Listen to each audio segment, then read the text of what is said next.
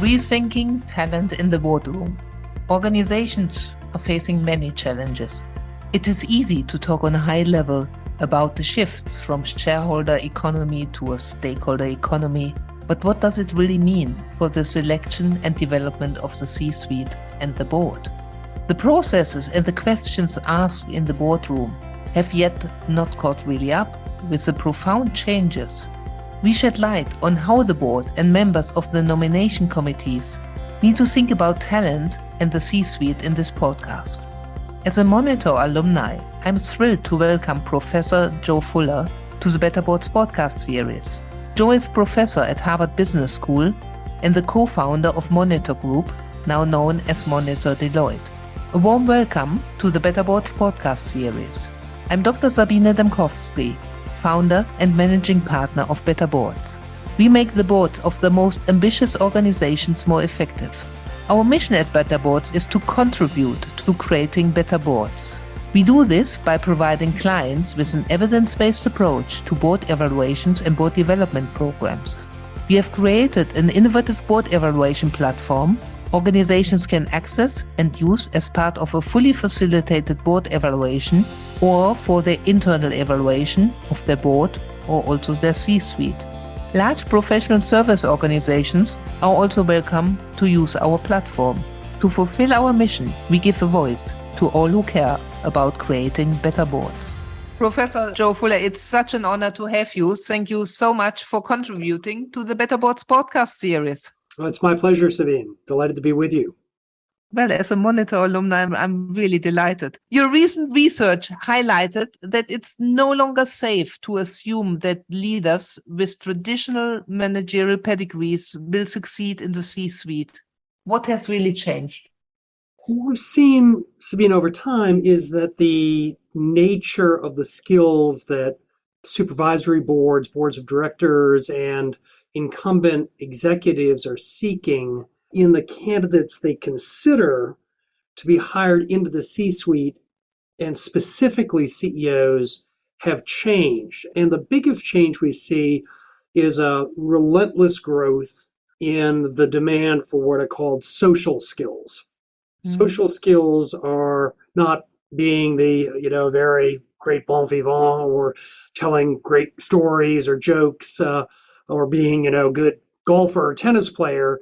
It's someone that has considerable ability to interact with different types of people, to communicate effectively to different constituencies, to have a good appreciation of where other people are coming from, what they think about issues that affect the company. In fact, it's be summarized a bit in people with a capacity to have a theory of the mind, someone who can put themselves in the other person's shoes and imagine how those people think about a situation and communicate effectively.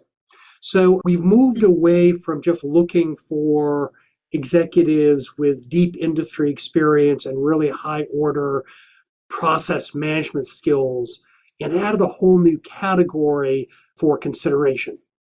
Isn't it much harder now to basically assess this and to know when you have the choice between various candidates?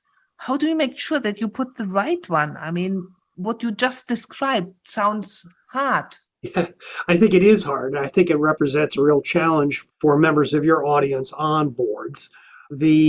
Historically looking at someone's track record, what was their progress in terms of being advanced in companies, what responsibilities they had, how units, let's say business units or companies they had run, had performed financially. But, those measures were very flawed too. We've seen many, many instances, even for the largest companies, of people being brought in from the outside into CEO position or other senior positions, and there's a very high scrap rate in that.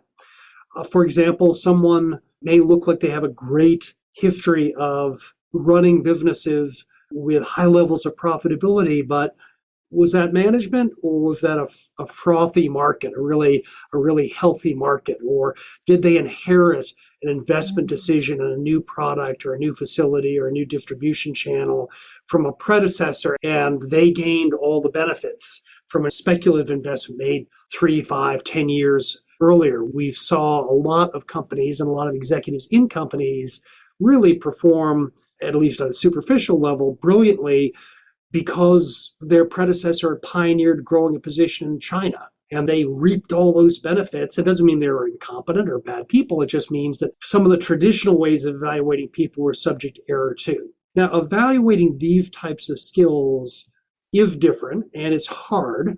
In part, it's hard because it hasn't been done much. So Yes. companies haven't refined their ability to do it.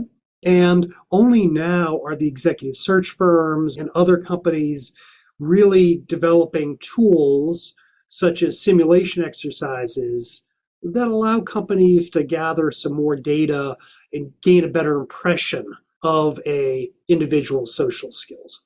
Yeah, I just wanted to see, because when I see what's happening, when I look at the agendas of boards and nomination committees, I cannot really see that the changes you described are really reflected in the processes I'm seeing. Mm-hmm. I'm not surprised to hear that. I think a lot of companies are still locked into very traditional approaches to evaluating candidates. So, a classic one is a subset of the board will be appointed to help the incumbent CEO, or if it's a family holding, the family office, to evaluate candidates. And how is that evaluation done? They have dinner together. They meet hotel suite. Perhaps the candidate comes to the corporate offices, but the companies are very sensitive and candidates are very sensitive to the confidentiality of these processes. A senior executive in a major company doesn't want his or her current employer to know they're considering leaving, nor does a company that's considering hiring an outsider always want that to be known to shareholders, the workers, council, to the business press.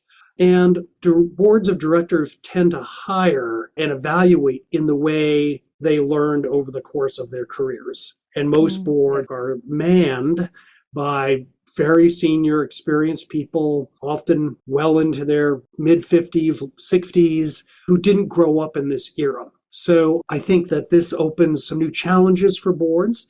But I believe it's also a reflection of what is expected of modern day C-suite executives and particularly CEOs. So boards do need to get good at this. So let's talk a bit about the implications of what you outlined there.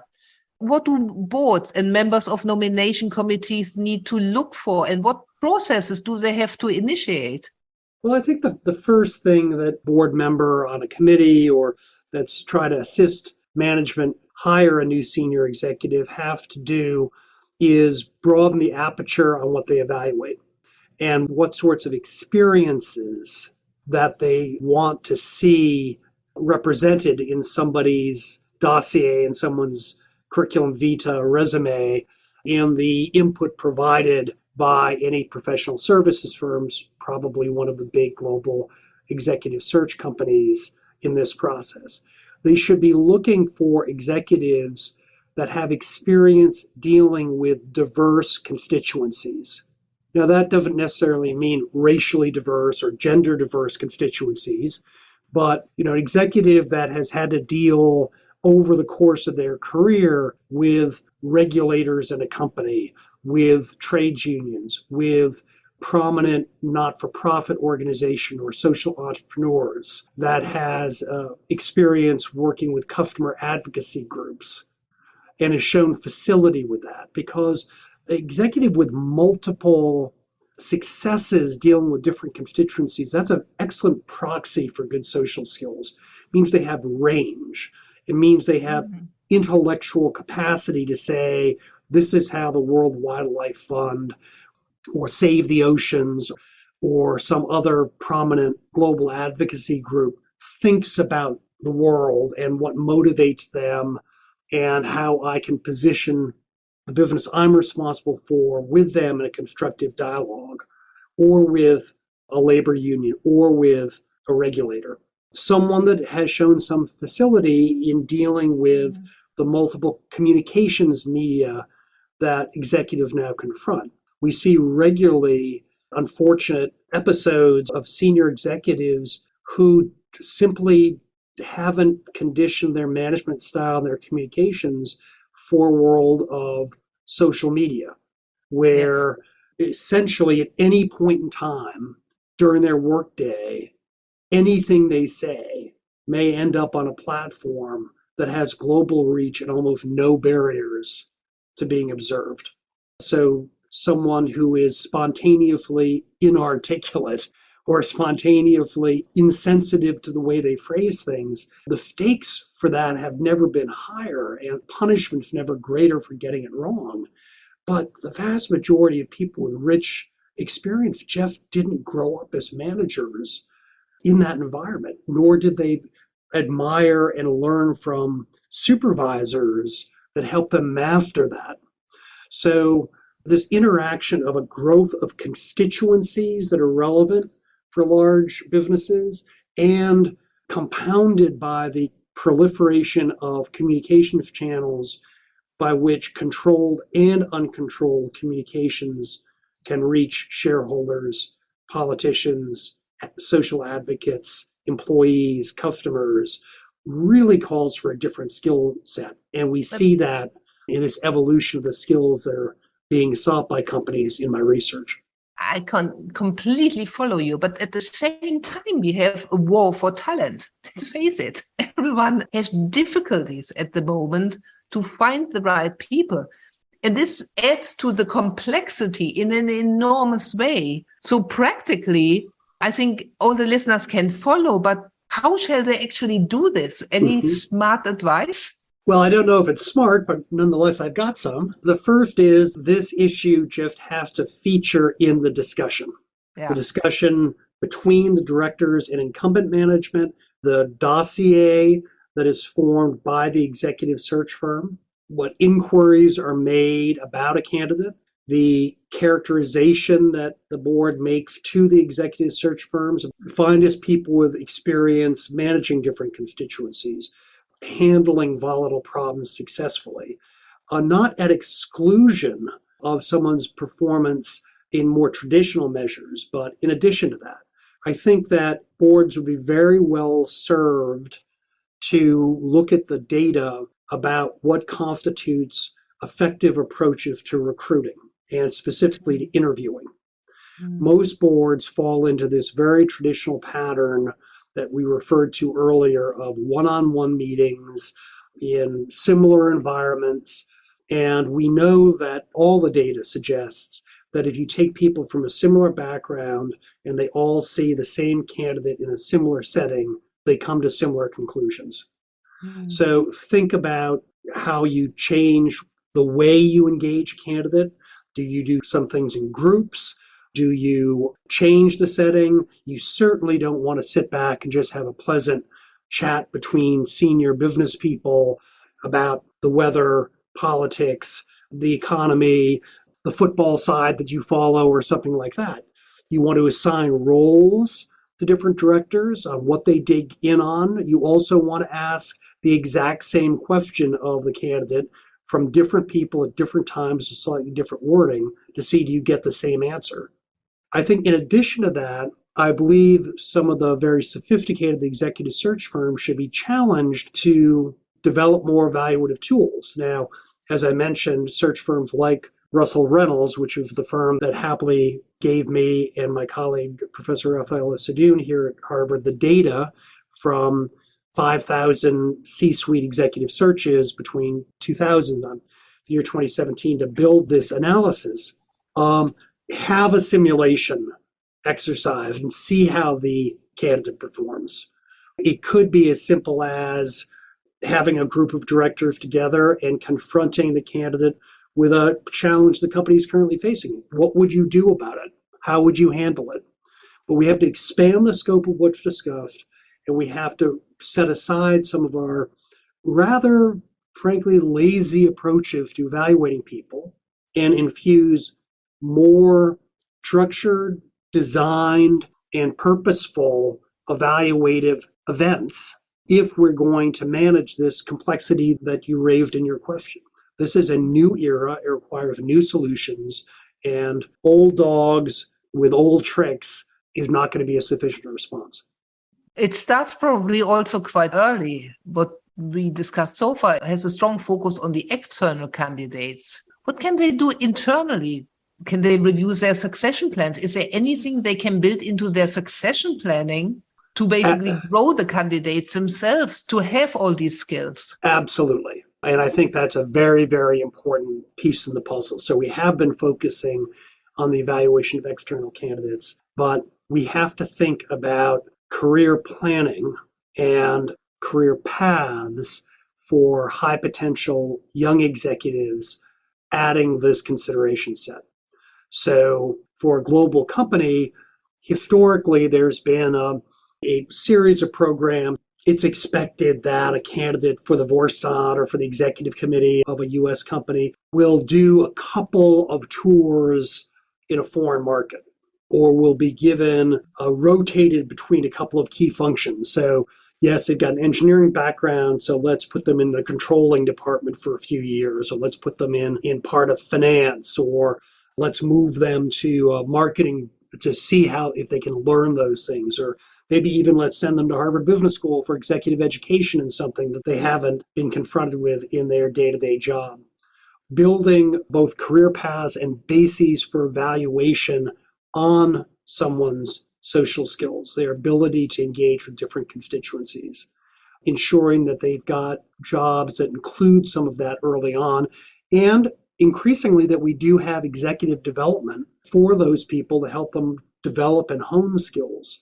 Very often, we've divided the world of helping a high potential young manager grow into strictly two buckets. It's either how do we coach them to be a better supervisor and subordinate? A lot of high potential people, of course, very bright, aggressively minded, real strivers, and sometimes that means they're a little rough around the edges, maybe too hard on their subordinates, and we give them a coach and say, okay, we want to refine your ability as a supervisor or as a subordinate.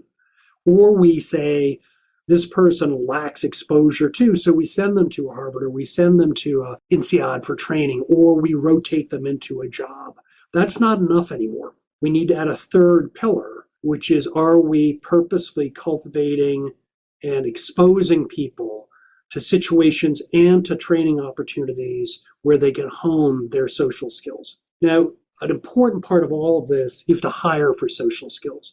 One of the most difficult things to confront in a lot of markets, just for normal workers, and I'll come back to this in a second, is that social skills are really very much learned in childhood and adolescence.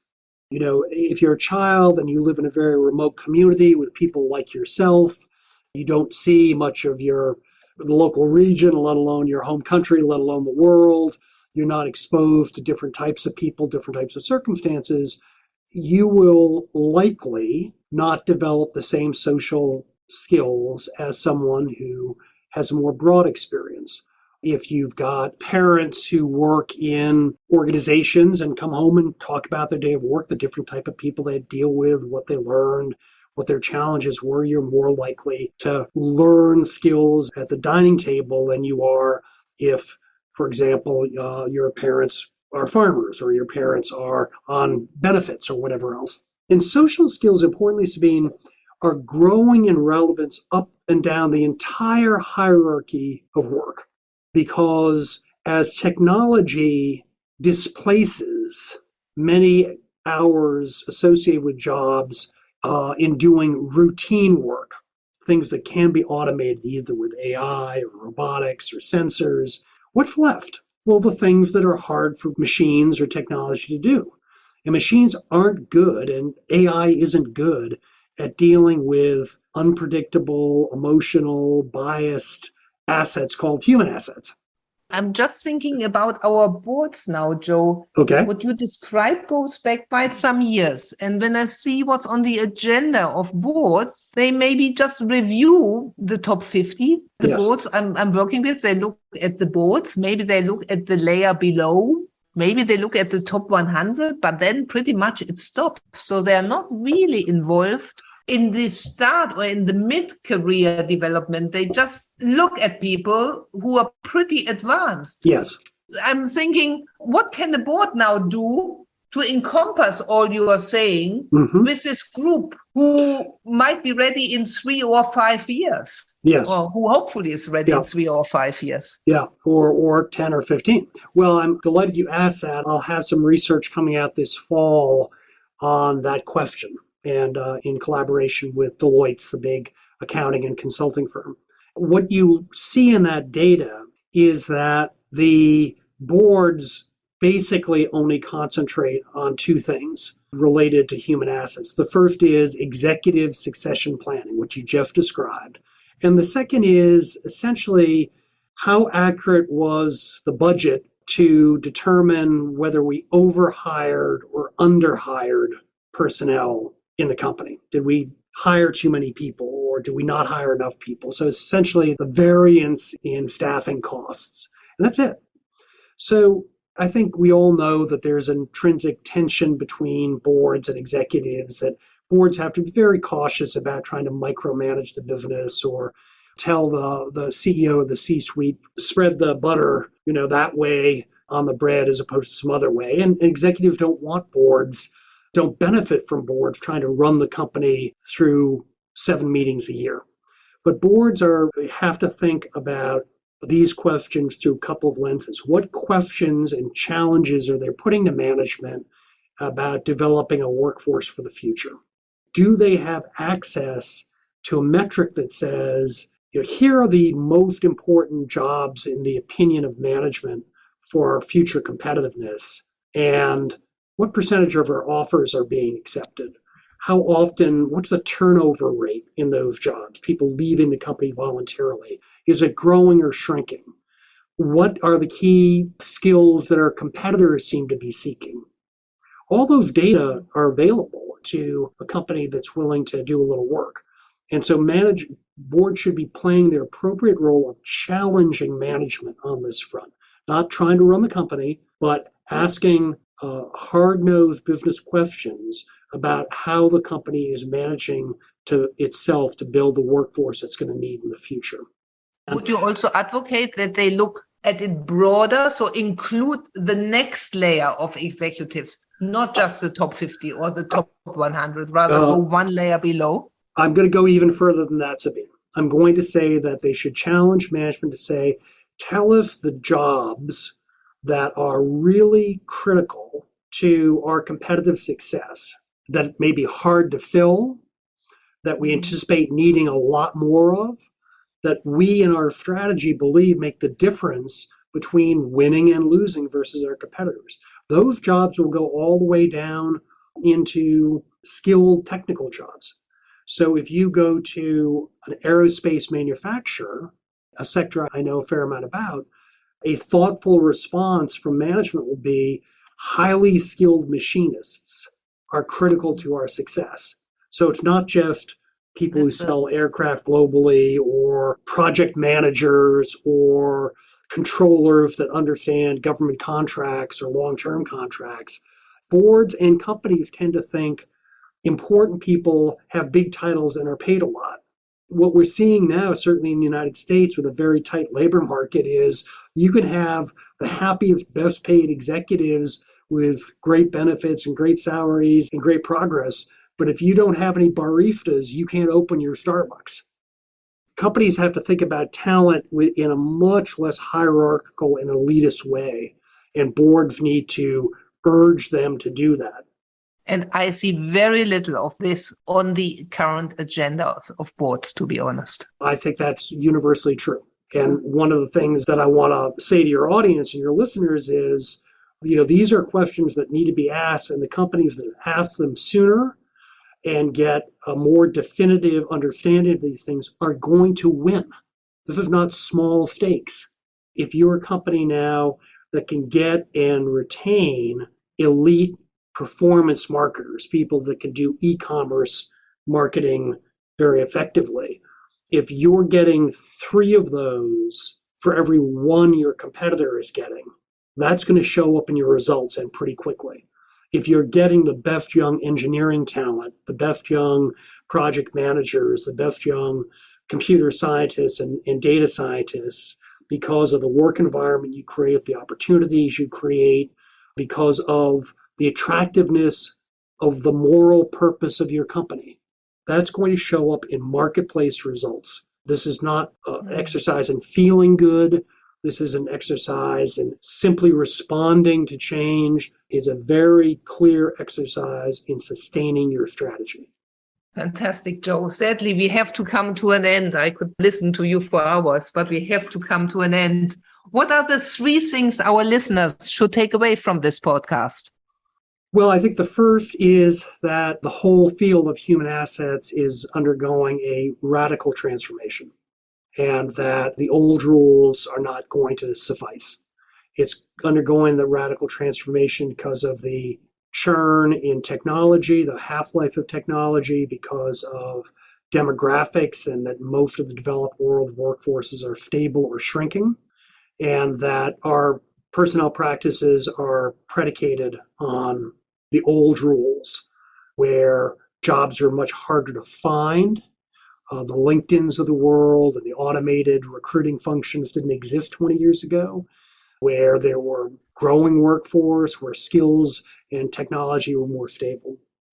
The second is that the paradigms were used to think about advancing executives and who is a candidate for advancement and what types of experiences and competencies they have to demonstrate to move forward need to be changed in the way we've talked about.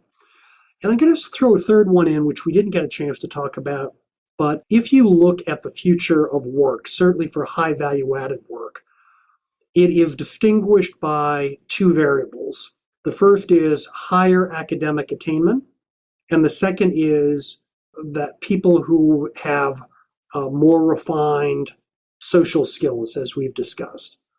And when you look at those 2 variables simultaneously, you come up with an answer which isn't necessarily intuitively obvious. And that answer is women. Women are an absolute majority of all college enrollees and graduates and postgraduate programs pretty much worldwide. So in the United States, there are a majority of PhD candidates, master's candidates, medical doctor candidates, university enrollees, and it's the same in India. It's the same in EU in most countries, particularly the northern countries. And women over-index on social skills dramatically relative to men. And while we've made important progress in gender diversity in large companies, I do not believe that the types of change I was suggesting in my first consideration relative to making career paths and job descriptions ones that more women can take advantage of and can balance personal considerations and professional considerations, we have to rethink that whole paradigm. Job descriptions are still rooted in a 1960s paradigm of traditional households where one adult was responsible for work inside the home and one adult was responsible for work outside the home. Those days are over.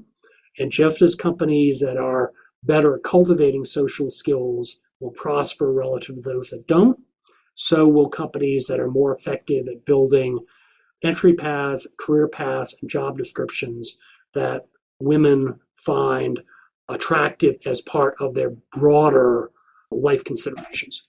Fantastic, Joe. It would be fantastic to have you coming back when your latest research is out. Well, I'd be delighted to share it with you, and it speaks directly to boards, so I'll make sure to send you a copy as soon as it's available. Yes, please do. And we hope to have you back. So, Joe, thank you so much for contributing to the Better Boards podcast series. My pleasure, Sabine, and it's always great to be back with working with former colleagues. How can we help you and your board? We at Better Boards are always delighted to hear from you. You can best reach us at info@better-boards.com. Thank you for listening.